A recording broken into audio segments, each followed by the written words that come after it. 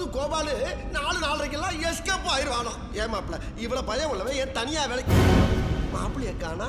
மாப்பிள்ள மாப்பிள்ள மாப்பு பச்சுட்டாடா ஆப்பு. என்ன தனியா விட்டு போயிட்டானே, நான் எப்படி வெளியே போவேன்?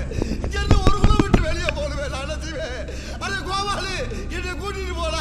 எங்கடா இருக்கேன் கோபாலு? கோபாலு கோபாலு வாவா கூடவே வந்து கொடுத்து விட்டு போயிட்டான் ஐயா. உலகாரம் ஒல்லி